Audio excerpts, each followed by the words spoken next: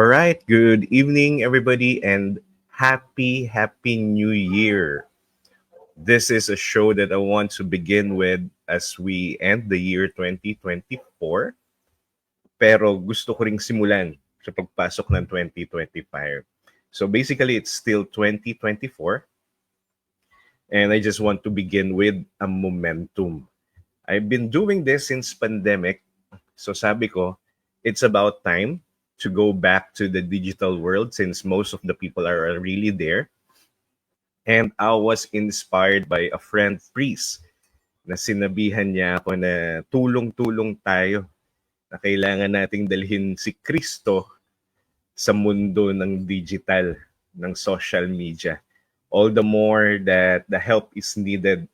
So this is my response to that call, to that mission.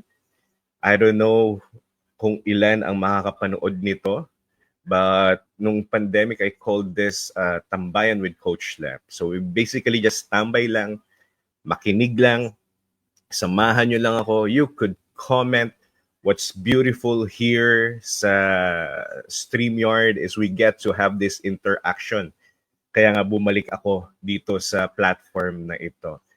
So friends, happy New Year. Grabe, ang bilis ng panahon, no? Nag-uusap kami ng aking asawa and sabi namin, parang kailan lang nagsimula tayo ng taong 2024. Lumaban, alam niyo yun, maraming challenges. Pero eto ngayon, no? Pinatatag. And if you're there, just comment, pinatapang, pinatatag, I don't know, ano ang ginawa sa'yo ng 2024? Okay? Put it there. You could type it there. And let's bless each other. Ano ang naging tawag dito? Naging effect sa'yo ng 2024? Okay? If you could comment, you could type it there. I would really appreciate it. Thank you din po for those who are watching sa Facebook Live. Happy New Year po sa inyong lahat. You could also comment or type in Happy New Year so that we could start to greet and share the blessing as well to everybody. And one thing that we would like to declare is for everybody, for all of us, to have a blessed 2025. When we say blessed 2025, it means all the areas of our life. Okay? All the areas of our life. Last tawag dito sa aking podcast, ito po kasing Tambayan with Coach Lep ay naging isang podcast na rin. Okay?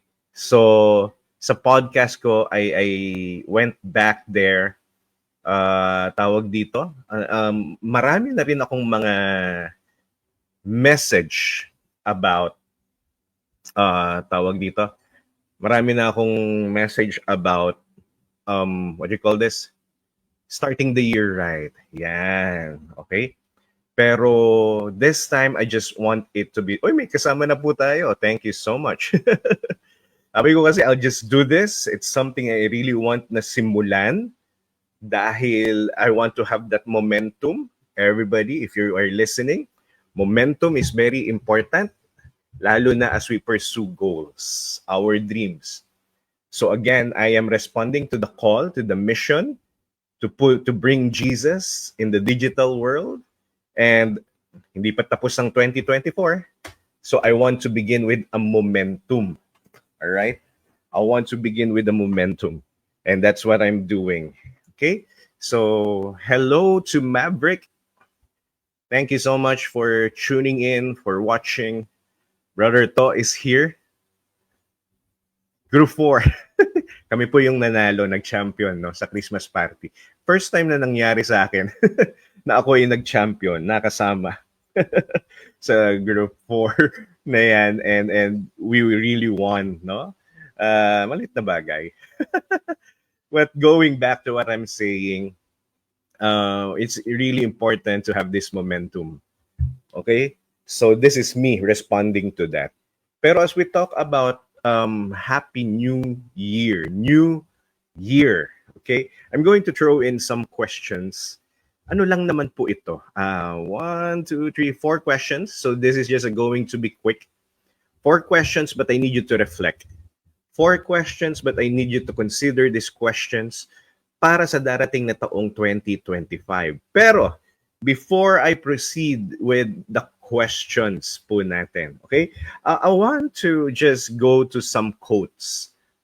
Famous quotes, popular quotes, beautiful quotes as well. You know naman, mahilig po ako dyan, no? Na tawag dito, pwede nating maging source of inspiration para po sa ating 2025. I want to begin with Oprah. Sabi ni Oprah, cheers to a new year and another chance for us to get it right. Ganda, di ba? Cheers to a new year and another chance for us to get it right. Because I would like to believe New Year is like another opportunity, di ba? Pero again, ang buhay, maraming lesson. Pero dapat sa lesson, natututunan at naitatama kung ano ang dapat. Naitama. Hello, Ethan. Happy New Year as well to you and your family. God bless you. And so going back, I love that quote ni Oprah. Cheers to a new year, another chance for us to get it right. Okay? And somewhat familiar po tayo as we talk about New Year. The New Year stands before us like a chapter in a book waiting to be written. Ganda, di ba? And it's like we're beginning again in this brand new chapter. And I love that dahil it means hindi pa talaga tapos ang storya ng buhay natin. And I want to speak to you who have been through a lot this 2024 and you feel like you're ending 2024 na parang teka patalo. Gets mo? Na parang lugi, na parang bakit ganon Lord? Na parang teka, parang kulelat ako Underdog. Listen, it's not your life story. It's just a chapter of your story. So 2025 is another fresh start, a reset for us. Kaya nga, di ba sinasabi ko, whatever it is that you want to do now, start now, do it now. By the way, yung iba kasi sinasabi na, ang hirap. Magsisimula ako kapag okay na muna ako. No. You start even when you're not ready. That's one of my message for you. You start even if you're not yet ready. Just like me now. I'm not ready with this.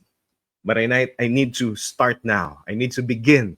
Kasi some of me, meaning yung thoughts ko, yung heart ko, iniisip, next year na lang. I'll just start next year doing this. Pero sabi ko, if I'll still delay this, alam niyo yun, parang what's going to be my reason naman sa susunod na gusto ko na uli siyang simulan? Kasi sinimulan ko na siya nang nag-delay ako. And I don't want to delay things. Sometimes delay is the devil's tactics. So start even if you're not ready. Okay? So, going back to some quotes, may ilang pa akong nakita ditong gustong-gusto ko.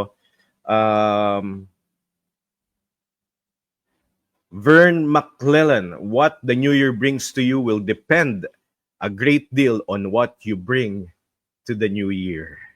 I love that. What the new year brings to you, what 2025 will bring to you, will depend a great deal on what you bring to the new year. And I believe in that. Thank you so much for joining, Francis. A blessed new year for you and your family, Kuya. Let's see you when I see you. God bless you. All right, going back to that quote from Vern McClellan, what the new year brings to you will depend a great deal on what you bring to the new year. I believe in this. Actually, there will be no new year if there's no new you. Okay? Hindi mo pwedeng sabihin new year yan sa'yo pero walang nagbago sa'yo. It's not a new year. It's going to be just another year. So that's why I'm doing this to give emphasis na may mga bagay tayong kailangang baguhin, na may mga bagay tayong, alam nyo, may bagay na dapat bagong approach, bagong perspective, bagong pananaw sa buhay, bagong puso as well. Okay? So I hope you're getting the message. We're still in the quotes. Some more. Take a leap of faith and begin this wondrous new year by believing. From Sarah Van Bretnach. Tama may mga pangalan na sinasabi ko. Take a leap of faith and begin this wondrous new year by believing. Again, if you are going through tough times, if you feel that sobrang ang 2024 ay ang hirap, again, you feel like an underdog, you feel like talunan ka ngayong taon, hey, just believe that 2025 is going to be a different story. This year, 2024 taught you to be tough. 2025, you're all set. You are ready. So claim that victory. Okay? That's my declaration for all of us na patuloy na lumalaban, survivor, warrior, now champion. That's our 2025. Okay? Last, here we go. Ito yung sinasabi ko kanina from Simon Sinek. Dream big, start small, but most of all, start. You need to start. You need to begin. Whatever it is that you're planning, whatever goals that you are setting, you need to begin. You need to begin. Ako po, nagsimula na uli akong balik, no, not balik alindog, but balik papawes, kahit sa maliit na pamamaraan. No? I got all the equipments, but I started saan? Paglilinis ng bahay. Papawes. Grabe. So that's my way of beginning.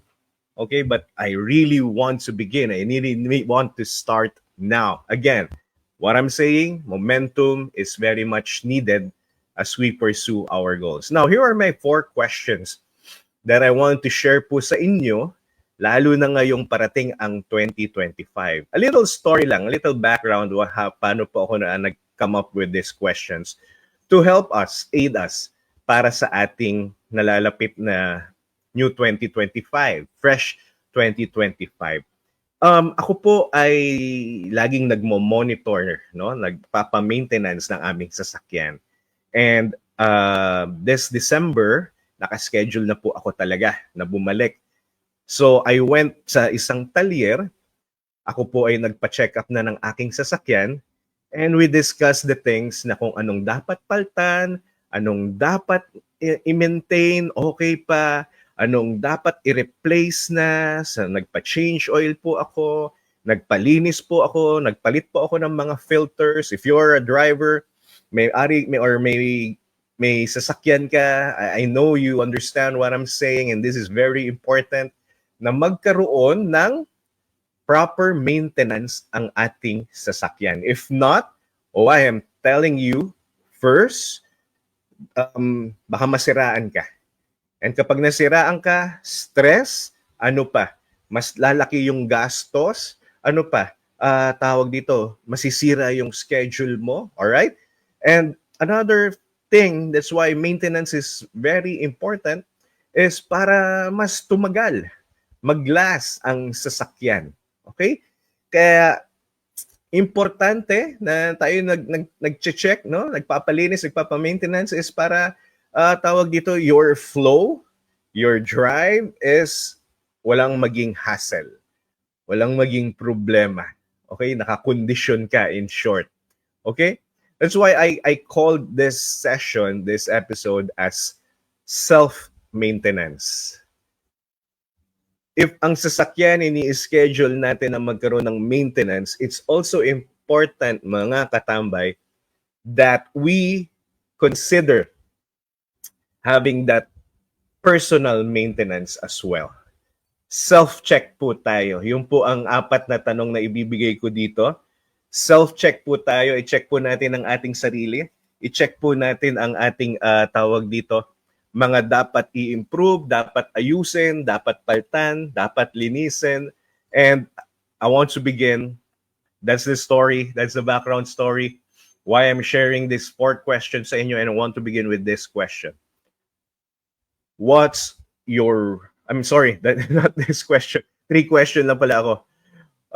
First question, what are the things that you need to change? That's my first question. What what is or what are the things that you need to change? So again, nung ako po ay uh, tawag dito, nagpapa maintenance, no? Actually, nagpa-change oil, nagpa-check ng aking sasakyan. So sinabihan ako na, sir, ganito, baka kailangan paltan po natin ito, baka kailangan na rin po nating paltan ito rin, kailangan na nating alisin, baguhin, paltan. And I said, yes, if it's needed, go ahead. Okay? May mga bagay sa buhay na hirap po tayong baguhin. Bakit? We grew attached to it. And some of us, may mga narinig pa ako, Kuya Lev, kasi ang hirap ng baguhin. Kasi parang nakapag-invest na ako dito. Nasanay na ako dito. And that's actually a dangerous thing. Yung sinasabi nating, nasanay na ako dito. Na brand mo na rin na, eto na rin kasi ako. Yan. Nakakatakot po yan. Why? Dahil you're already dictating na eto na. You're already accepting na ganito na lang. So if naniniwala ka na talagang you're a failure, tanggap mo na kagad yun. 2025 will be a failing year for you. If you won't change your perspective, your thinking, if you won't change your heart, isa po kasi sa tawag dito, pinaltan ng sa aking sasakyan ay mga filter. Napaka-importante po yan. Filters are the one na, alam niyo yun, unang nag-absorb ng mga madudumi, no? Para hindi maapektuhan yung makina, hindi maapektuhan yung takbo ng sasakyan. And ganun din sa atin. We should always make sure na yung filter na meron po tayo saan, most especially sa ating puso, ay pinapalitan po natin. Okay, dahil kung hindi, ay nako, physically delikado, babara.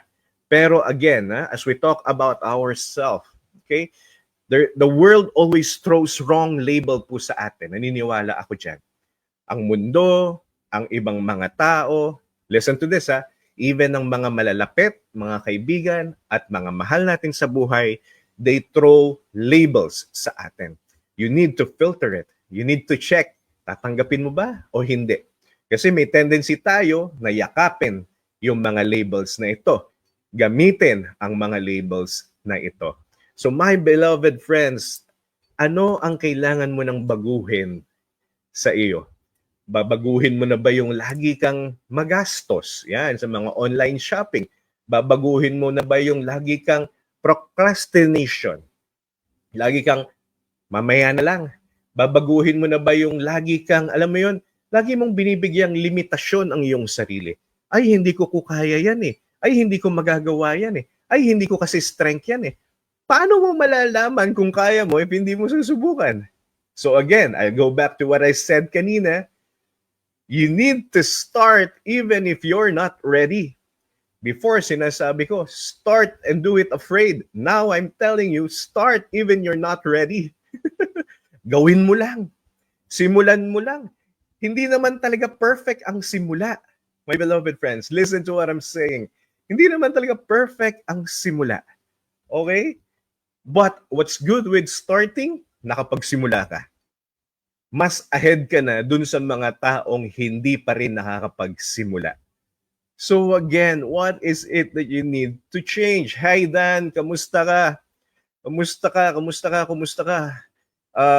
Sumagot si Dan. Thank you for responding. I need to change for me. Kasasabi ko lang, stop procrastinating and stay focused. I agree. Powerful word, Dan. The word focus. Where do you want to focus this 2025? Okay? Kaya I need to begin with this question. What are the things that you need to change, no? I would like to consider, later I'll be doing this, it's like putting a vision of who I want to be this 2025. What's good sa feast is meron po kaming novena to God's love, the prayer wherein we write our dreams. Last feast po namin, sa lahat ng umattend, pinamigay ko po, binigyan ko lahat na nandoon sa aming feast ng novena to God's love. Sabi ko sa kanila, you start dreaming again. Sabay-sabay tayong mangarap muli. At yun po ang bit-bit, no? Namin ngayong 2025. Ako personally, nang nagsulat ako, no? Isang slot na lang ang natira. Ang lalaki, it's crazy dreams that I put there, but I believe na posible. Not through my strength, but God's strength. Walang imposible sa Diyos. Kung ang 2024 natapos na may grasya, I am sure hindi tayo lulubayan ng grasya. Maybe we just need to change something. Maybe there, we begin with our faith. We begin with our relationship with the Lord. So my beloved friends, going back to my question, what are the things that you need to change for the year 2025? Now, sabi ko kanina, di ba? Nagpalinis ako, nagpa-change oil ako. And when you do the process of changing oil, may mga fluid po silang nilalagay diyan para maging malinis. Yung tawag dito, dinadaluyan ng langis, no? Sorry, nagiging technical. But I think that's also important as we talk about starting the year 2025. What are the things that you need to clean? Declutter. Physically, maybe it's your space. Baka sobrang magulo, tambak. Kaya ang thinking, ang puso, ganun din. Naniniwala po ako palagi dun sa sinasabing cleanliness is next to godliness. Lagi po akong naniniwala dyan. Okay? So ako, one of my hobbies really maglinis. Maniwala po kayo sa hindi. So what are the things that you need to clean as we talk about ourselves? I would like to give emphasis here, forgiveness. Maybe there are things that you need to clean and sabi ko kanina, declutter. And as we talk about declutter, let go. Sang araw, ako po yung nagbukas ng aking mga drawer. And I noticed, ba't ako mahilig mangolekta ng mga papel-papel, gamit ng baterya? Alam niyo yun? Minsan mga karton, tapos may mga, alam niyo yun, may mga sirana na nakatambak lang pala. It's eating up space in my drawer. Alam niyo, after kong linisin, nagulat ako dahil ang luwag ng aking drawer. And I want you to reflect on this. What are the things that you need to clean? Maybe it's your heart. Do not bring the hurts of 2024 sa taong 2025. Uulitin ko, please do not bring it. Do not bring the hurts, the wounds, the toxicity of the people sa ng 2024 sa iyong 2025. Hold on, there are some people here. I just want to read from Francis. Thank you for making this simple to understand, Kuya. We are so blessed to have a builder like you and most of all the Kuya that we know we can lean on. We are sure you have your struggles and chats too, but please know that we are. Oh, appreciate this, Francis. Thank you so much. From Chingay. Okay. Happy New Year needs to control more my emotions. Minsan, di ko na alam kung magagalit na ba ako or huminga lang ng malalim. Minsan na abuso, that's why I keep telling myself to forgive. That's right. Praying for you, Chi. And of course, kagabi lang magkakasama po kami ng Zamora couple. Happy New Year as well to you, Hector and Janine. Going back, this is what I'm saying. This is what I'm saying. You need to start and clean up, declutter, let go. Ano yan? Anong dapat iwan at hindi na bitbitin sa 2025? Forgive. Kaya po kaming mag-asawa really make it a point that as we end 2025, makapunta kaming confession. Because again, momentum. Kanina ko pa sinasabi, Napaka-importante kasi na driven ka na.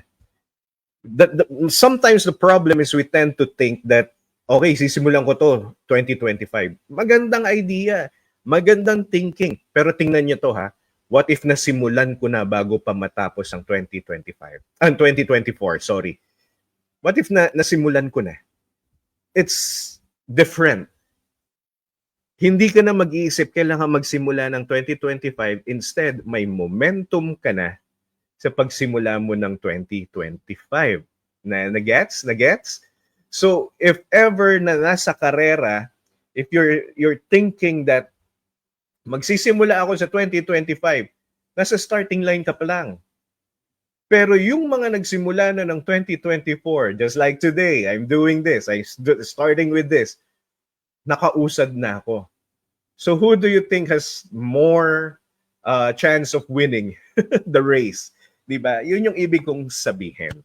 So again, what are the things that you need to clean? What are the things that you need to declutter? What are the things that you need to let go? Okay? So again, from Chi, also to cut off my add to cart. Husband teach me to give it away. Alright. Alright. Okay lang naman add to cart. Ako marami akong add to cart. Hindi ko lang chine-check out. Andiyan lang dahil ang ganda eh. Okay kung ganun. Tapos kapag may budget na, okay, hindi lahat. Yung isa lang. Hindi mong ganun. That's how I do it. So again, going back, what are the things that you need to clean? Who are the people that you need to forgive? Okay? I'm telling you, please don't bring the wounds of 2024 to the year 2025. Start with a clean slate. Okay? Start with a clean slate. Alam niyo yun, mahirap na magsisimula kang 2025, may bagahe ka kagad. Di ba? Anong mangyayari? Hindi pa natatapos ang January, pagod ka na. Ang bigat-bigat ng bitbit mo eh. Gets? That's what I'm saying. All right? Now, for my last question, here we go. What are the things naman that you need to continue? Nung nagpa-check po ako ng sasakyan, I asked the mechanic, no? Yan po ba ay okay pa? Yung brake pads ko, tinatanong ko, okay pa po ba yan? Actually, kapapalit-palit ko pa lang din yan. Sabi niya, sir, okay pa to, lilinisin ko lang. Ayan, connected ah. Okay pa to, lilinisin ko lang. Naging madumi lang po siya, sir. Pero okay pa po siya. Diba? Galing, diba? So may mga bagay na, sabi ko kanina, may mga wounds na wag nang dalhin sa 2025. Now, what are your learnings? What are the strengths that made you strong this 2024 that you need to bring and continue naman sa 2025?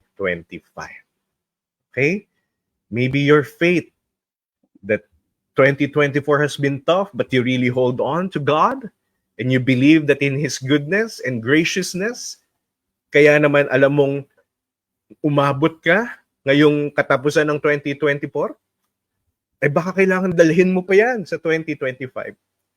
Mas pa na palawakin, patatagin mo ang iyong pananampalataya sa 2025.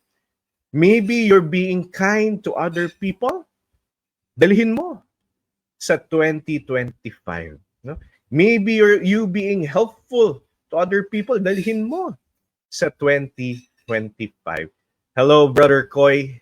Kumusta? Isa sa mga lodi ko joining this episode, this show. Thank you so much. Happy New Year to you and your family, brother. Dan, need to continue good habits. That's right. Daily readings and didakay reflection. That's what I'm saying. Okay? May mga ginawa ka ngayong 2024 na I am sure it has blessed your year. Hindi naman laging talunan ang 2024. May mga wins ka. So ano yung kailangan mong dalhin, bitbitin na nagpanalo sa'yo sa taong 2024? Is it your good thinking, your right mindset? Is it your heart? Is it your perseverance? Is it something that, alam mo yun, mahal na mahal mo ang pamilya mo? Niyakap mo ang trabaho mo, pinag-igihan mo, okay, gising na yung anak ko, Ready na sa bagong taon. Say hi to everybody, Migs. Hi, everybody. Hi, everybody. Antok pa. Okay.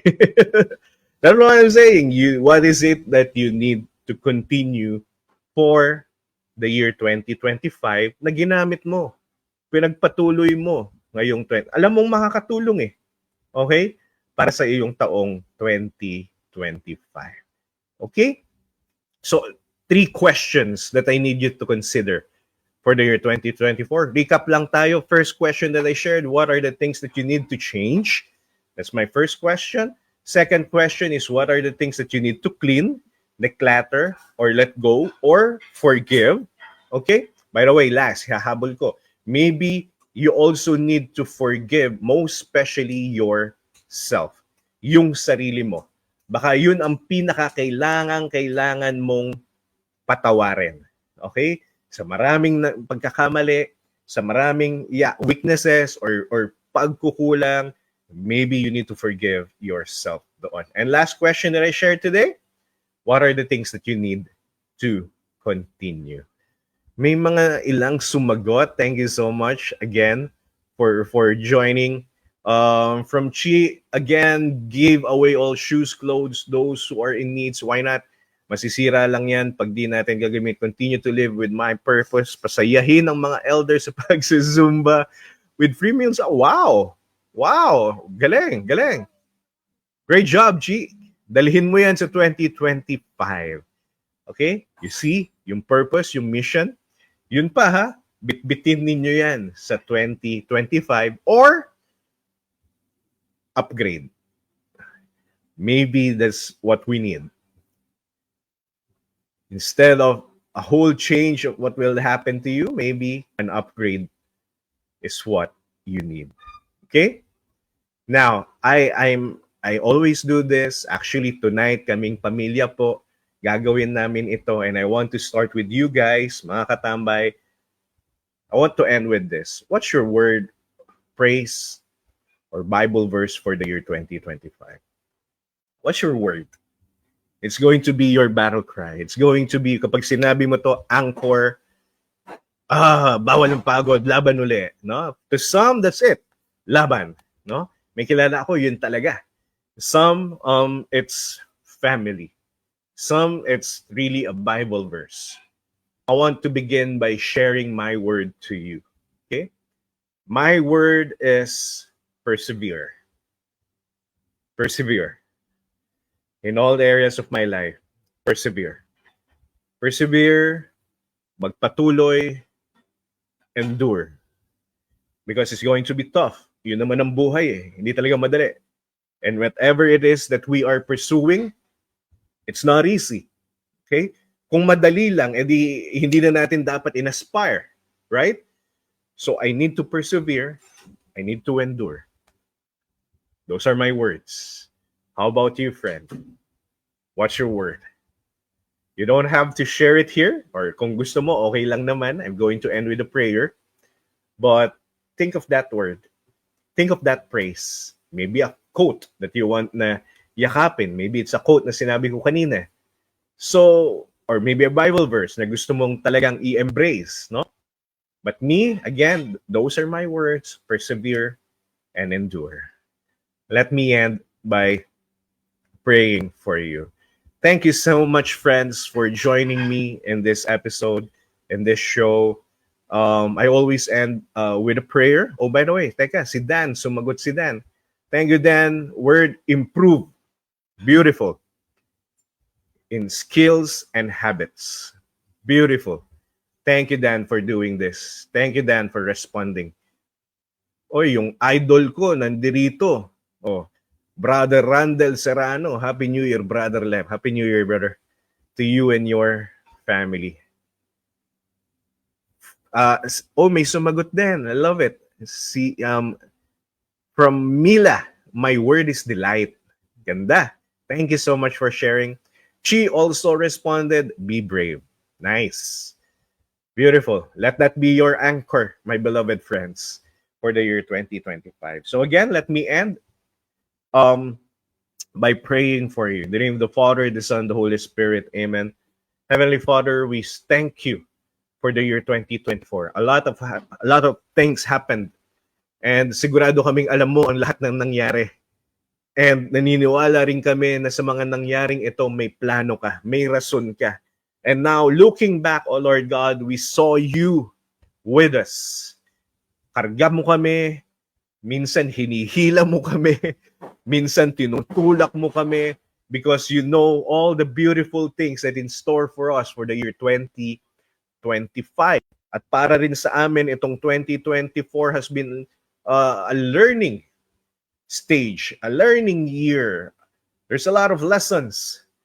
And yes, Lord, we declare goodness in our year 2025. We claim blessings and abundance in the year 2025. We claim, oh Lord God, that you will never let go of our hands as we begin with the journey again for the year 2025. We entrust this to you, oh Lord God. We believe in you na hindi pa rin kami pababayaan at hindi kami susukuan at palagi kaming mamahalin because that's who you are, oh Lord God. Minahal mo kami ngayong 2024. Mamahalin mo pa kami lalo sa parating na 2025. We would like to hold on to it, and I'm praying for everybody watching this and listening to this, oh Lord God. Bless them. You know their prayers, you know their needs, you know the silent prayers, hidden prayers in their hearts, Lord. Meet them, please.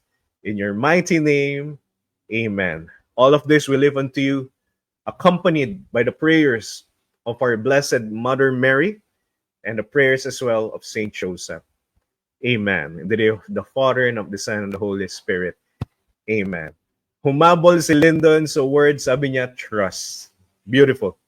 And from Jeffrey, Proverbs chapter 3, verse 5 to 6, trust in the Lord with all your heart. What a beautiful end this show with this message from Jeffrey. Trust in the Lord with all your heart. And yes, we entrust the year 2025 to our Lord, to our King, who is still reigning, who is still in charge. Maraming salamat po mga katambay for watching again, for listening to this. Hope you could follow me kung saan mo mang platform ito napakinggan, sa podcast ko man or sa YouTube channel because I'm going to upload this there. And if you guys, nakasama ko po dito ay na-bless sa aking tawag dito, message today, short message today, I suggest that maybe you could share the episode to other people who you know and believe na kailangan po nila. Man, welcome back. Musta ang Singapore? Happy New Year to you and to Nathan. Yeah, thank you, Chi. Thank you, Myla. Thank you, Dan. Hindi ko makita kung sino-sino yung mga nandirito. Thank you so much, guys. Happy New Year sa inyo. Okay, I'll just go to the maraming nag-join, maraming nanood, but kung hindi ko man po kayo nabate, Happy New Year. Ingat po sa mga magpapaputok sa fireworks, no? But please don't forget to pray before this year end. Pray with gratitude, pray with an expecting faith as well, and pray and worship the Lord for His goodness for the year 2024 and of course for the year 2025.